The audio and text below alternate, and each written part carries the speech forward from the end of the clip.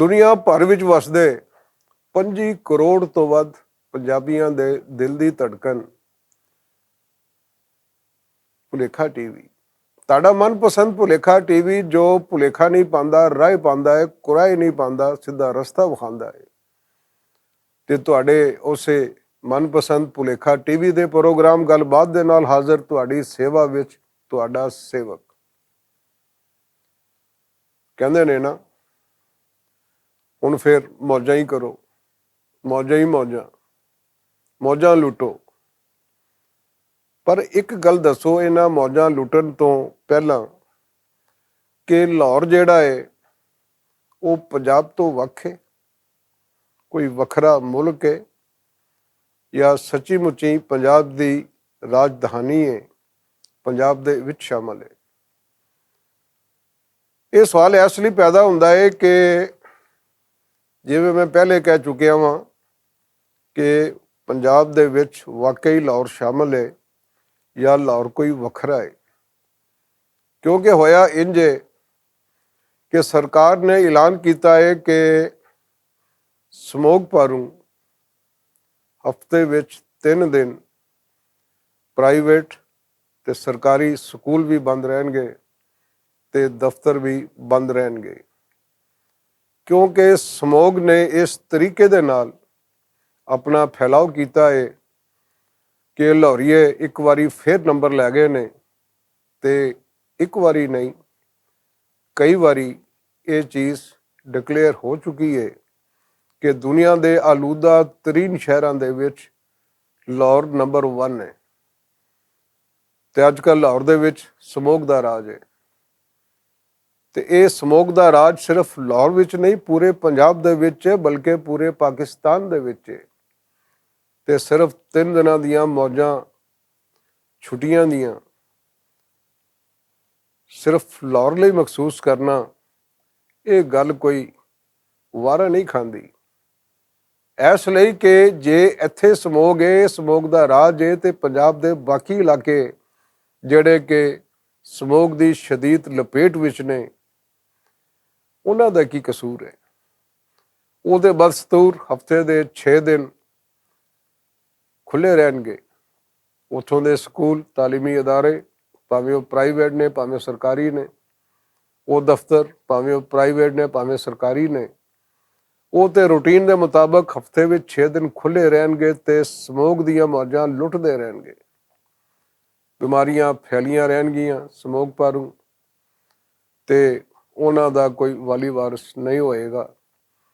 ਤੇ ਇਹ 3 ਦਿਨਾਂ ਦੀਆਂ ਮੌਜਾਂ, 3 ਦਿਨਾਂ ਦੀਆਂ ਛੁੱਟੀਆਂ ਸਿਰਫ ਲਾਹੌਰ ਤੱਕ ਮਖਸੂਸ ਕਰ ਦੇਣਾ, ਇਹ ਗੱਲ ਕੁਝ ਅਜੀਬ ਜਿਹੀ ਲੱਗਦੀ ਹੈ ਕਿ ਲਾਹੌਰ ਕੋਈ ਵੱਖਰੀ ਟਾਈਪ ਦਾ ਸ਼ਹਿਰ ਨਹੀਂ, ਵੱਖਰੀ ਟਾਈਪ ਦੀ ਜਗ੍ਹਾ ਨਹੀਂ ਕਿ ਸਿਰਫ ਲਾਹੌਰ ਦੇ ਵਿੱਚ ਲੋਕਾਂ ਨੂੰ ਸਮੋਗ ਦੀਆਂ ਬਿਮਾਰੀਆਂ ਤੋਂ ਬਚਾਉਣ ਲਈ, ਸਮੋਗ ਤੋਂ ਬਚਾਉਣ ਲਈ ਸਿਰਫ ਇੱਥੇ ਛੁੱਟੀਆਂ ਕਰ ਦਿੱਤੀਆਂ ਜਾਣ ਤੇ ਬਾਕੀ ਪੂਰੇ ਪੰਜਾਬ ਨੂੰ, ਪਾਕਿਸਤਾਨ ਦੇ ਬਾਕੀ ਇਲਾਕਿਆਂ ਨੂੰ ਜਿੱਥੇ ਜਿੱਥੇ ਸਮੋਗ ਬੁਰੀ ਤਰ੍ਹਾਂ ਫੈਲੀ ਹੈ, ਉਹਨਾਂ ਨੂੰ ਇਹਨਾਂ ਛੁੱਟੀਆਂ ਤੋਂ ਮਹਿਰੂਮ ਕਰ ਦਿੱਤਾ ਜਾਏ ਤੇ ਬਿਮਾਰੀਆਂ ਦੀ ਝੋਲੀ ਪਾ ਦਿੱਤਾ ਜਾਏ। ਇਸ ਸਮੋਗ ਨੂੰ ਠੱਲਣ ਦੇ ਲਈ ਸਰਕਾਰ ਨੇ ਬੜੀਆਂ ਕੋਸ਼ਿਸ਼ਾਂ ਕੀਤੀਆਂ। ਇਹ ਕੋਸ਼ਿਸ਼ਾਂ ਸਿਰਫ 2-4 ਦਿਹਾੜੀਆਂ ਵਿੱਚ ਨਹੀਂ ਹੋਈਆਂ। ਪਿਛਲੇ ਕਈ ਮਹੀਨਿਆਂ ਤੋਂ ਸਰਕਾਰ ਇਸ ਜ਼ੋਰ ਦੇ ਰਹੀ ਹੈ ਇਸ ਗੱਲ ਦੇ ਉੱਤੇ ਕਿ ਸਮੋਗ ਤੋਂ ਬਚਾਅ ਲਈ ਜ਼ਰੂਰੀ ਹੈ ਕਿ ਤੁਸੀਂ ਆਪਣੀ এনवायरमेंट ਦੀ ਹਾਲਤ ਬਿਹਤਰ ਬਣਾਓ। ਫਸਲਾਂ ਦੀ ਜੋ ਬਾਕੀਆਤ ਨੇ ਉਹਨਾਂ ਨੂੰ ਨਾ ਸਾੜੋ।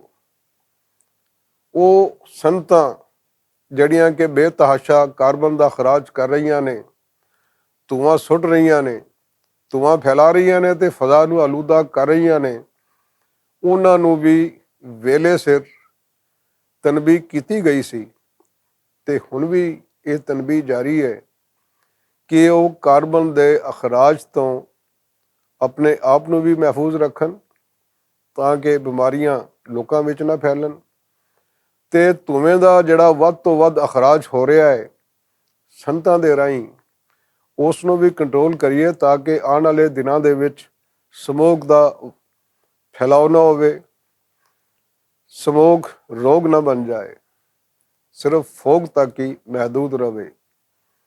ਪਰ ਕੀ ਕਹਿੰਦੇ ਨੇ ਨਾ, ਅਸੀਂ ਵੀ ਕੁਝ ਵੱਖਰੀ ਟਾਈਪ ਦੀ ਮਖਲੂਕ ਹਾਂ।